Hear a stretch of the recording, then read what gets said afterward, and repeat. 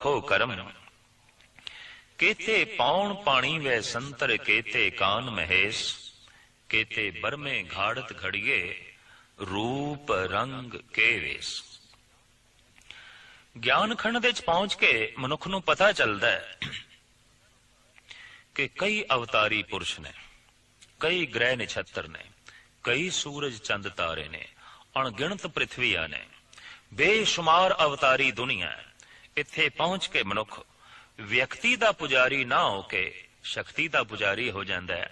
उहदे तसव्वुर दे परमात्मा एक शक्ति की तरह प्रगट होता है, न कि एक व्यक्ति की तरह।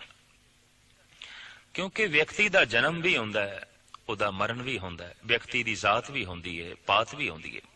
ज्ञान खंड दे पहुंच के उसनूं पता चलता है परमात्मा व्यक्ति नहीं। केते पौन पानी वै संतर केते कान महेश केते ब्रह्मे घाड़त घड़िए रूप रंग के वेश।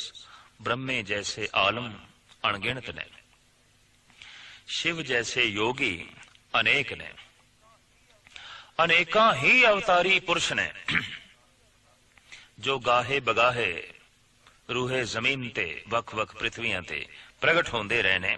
और ये इतना लंबा पसारा है जिसकी गिनती भी नहीं की जा सकती।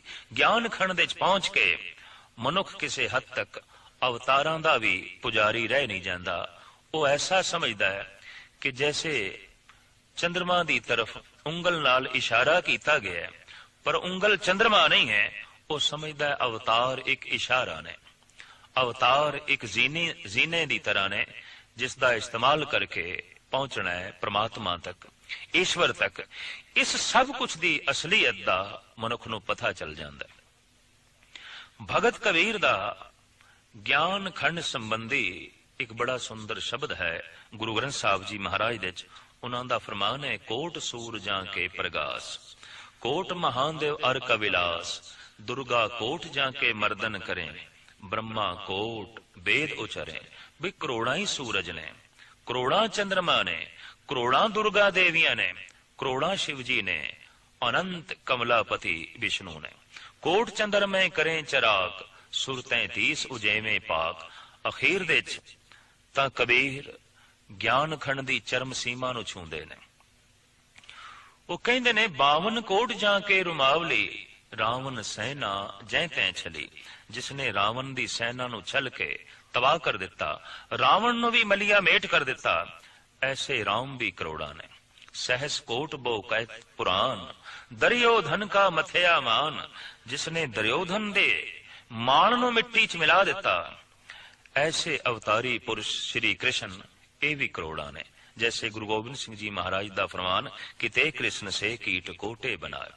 अनेका गुरु पीर पैगंबर अवतारी पुरुष ऋषि मुनि रूहे जमीन ते होए ने। ज्ञान खंड दे पहुंच के उसनूं ये लंबा चौड़ा पसारा दिस पैंदा है। इत्थे उसका जाप जारी रहिंदा है। अवतारां दा मन दे सत्कार है, लेकिन उसनूं इतना अनुभव हो जाता है कि अवतार परमात्मा नहीं। जैसे कि गुरु अर्जन देव जी महाराज दा फरमान है, अवतार न पावे अंत परमेश्वर पार ब्रह्म बेअंत। वो जिहड़ा बेअंत प्रभु है उसकी पूर्ण लीला नूं अवतारी पुरुष भी नहीं समझ सकते। वो इतना महान है, वो इतना असीम है। जाप जारी है तां ज्ञान खंड तो सुरत अगले तीसरे पड़ाव ते पहुंच जाती है। तीसरे पड़ाव का नाम गुरु नानक देव जी महाराज ने सरम खंड रखे है। ते सरम खंड की व्याख्या इस प्रकार है। सरम खंड की बाणी रूप तिथे घाड़त घड़िए बहुत अनूप। ताकियां गलां कथया ना जाए जे को कहे पछे पछताए। सरम खंड दे मनुख दी बनतर बड़ी सुंदर बन जाती है। मन बड़ा सुंदर हो जाता है, चित्त बड़ा सुंदर हो जाता है, बुद्धि बड़ी निर्मल हो जाती है, अहंग भाव भी मनुख दा शुद्ध हो जाता है। क्योंकि सरम खंड वास्तविक एक ऐसी टकसाल है जिथे घाड़त बड़ी कमाल दी घड़ी जाती है। तिथे घड़िए सुरत मत मन बुद्ध तिथे घड़िए सुरां सिधां की सुध। उत्थे जो मन घड़िया जांदा है वो देवतियां दा और ऋषि मुनियां दा रूप हुंदा है। उत्थे जो बुद्धि ते चित्त दी घाड़त घड़ी जांदी है वो देवतियां दी तरह हुंदी है। आहंग भाव अत्यंत शुद्ध हो जांदा है। मन विच गलत फुरने नहीं पैदा हुंदे, बुद्धि गलत फैसला नहीं देंदी और चित्त गलत गल्लां नूं चेते नहीं करदा और आहंग भाव शुद्ध हो जाता है, पवित्र हो जाता है। इस तरह चतुष्टा अंतःकरण सरमखंड विच घड़िया जाता है। जाप करदे होया मनुख धर्म खंड तो लंघ के ज्ञान खंड तक, फिर ज्ञान खंड तो लंघ के सरम खंड तक पहुंचता है। वास्तविक सरम खंड अत्यंत सुंदर खंड है, जिथे मनुख की घाड़त बड़ी सुंदर खड़ी जाती है। कोई गलत फुरना मन विच पैदा नहीं होंदा, बुद्धि कदी कोई गलत फैसला नहीं देंदी, चित्त दे कदी कोई गलत ख्याल नहीं पैदा होंदे और आहंग भाव अत्यंत शुद्ध हो जाता है। जाप जारी है, साधना दे लीन ए साधक इहदी सुरत फिर अगां चल पैंदी है और जो अगला चौथा पड़ाव है उसनूं कहंदे ने कर्म खंड। कर्म शब्द संस्कृत दा होवे तां इहदे अखरी अर्थ बनदे ने काम धंधा, पर कर्म शब्द परशियन दा होवे तां फिर इस दे अर्थ बनदे ने बख्शिश, रहमत।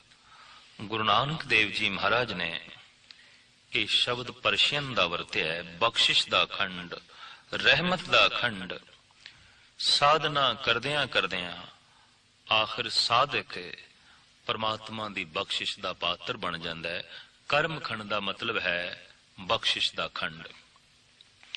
जिवें सूरज हर वक्त ही रोशनी देंदा है, पर अखां बंद कर लईए तां फिर रोशनी नाल संबंध टुट जाता है। घर दे द्वार चारों पासे बंद कर लईए तां कमरे दे विच सूरज दीयां किरणां दा पहुंचना कठिन हो जाता है।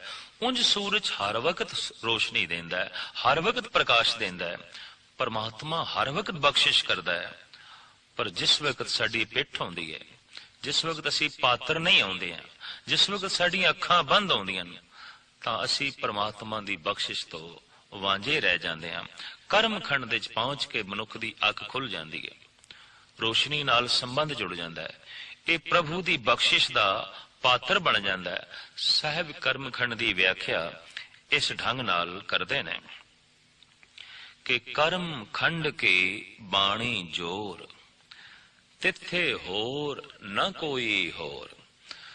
कर्म खंड की बनतर बड़ी जोर वाली है, बड़ी महान है, बड़ी उत्तम है। इत्थे बाणी दे जोर आ जाता है। कहंदे बचनां दे सत्या आ जाती है, हत्थां दे बरकत आ जाती है, कदमां दे क्रांति आ जाती है। मुखों भगत उचरे अमर गुर इतरंग रातो। हे गुरु अमरदास जी, थोड़े हृदय दे एक रस परमात्मा दा नाम की टिकिया है कि थोड़े हथ दे पदम बन गया, थोड़े बाएं हाथ दे रिधियां आ गई और सिद्धियां थोड़ी दासियां बन गई। गुरु अमरदास जी महाराज का अपना भी वाक है, 9 निधि 18 सिद्धि पिछे लगियां फिरन, जो हर हृदय सदा वसाए। जिदे हृदय विच परमात्मा का नाम वस जाता है, रिधियां सिद्धियां उसकी परिक्रमा करदियां ने। रिध सिद्ध नामे की दासी। तो सिमरन करदियां करदियां, भजन करदियां करदियां ज्यों मनुख पहुंचदा है कर्म खंड विच, उसकी बाणी विच ताकत आ जाती है, उहदे हत्थां विच बरकत आ जाती है, उहदे कदमां विच क्रांति आ जाती है, उहदे बचनां विच सत्य आ जाती है। कर्म खंड की बाणी जोर, तिथे होर न कोई होर। उस अवस्था विच अभ्यासी दे मन विच एक परमात्मा तो बिना होर कोई भी नहीं होंदा। वो परमात्मा दे च हुंदा है, परमात्मा उस दे च हुंदा है। तिथे जोध महाबल सूर। पर कर्म खंड तक महाराज कहते हैं कोई जोध है, कोई महाबली, ਕੋਈ ਸੂਰਮੇ ਪਹੁੰਚਦੇ ਨੇ, ਹਰ ਮਨੁੱਖ ਦੀ ਇੱਥੇ ਤੱਕ ਪਹੁੰਚ ਨਹੀਂ ਹੈ। ਸੰਸਾਰ ਵਿੱਚ ਅਸੀਂ ਸਿਰਫ ਉਂਗਲੀਆਂ ਤੇ ਹੀ ਗਿਣ ਸਕਦੇ ਹਾਂ ਉਹਨਾਂ ਮਨੁੱਖਾਂ ਨੂੰ ਜੋ ਕਰਮਖੰਡ ਤੱਕ ਪਹੁੰਚਦੇ ਨੇ।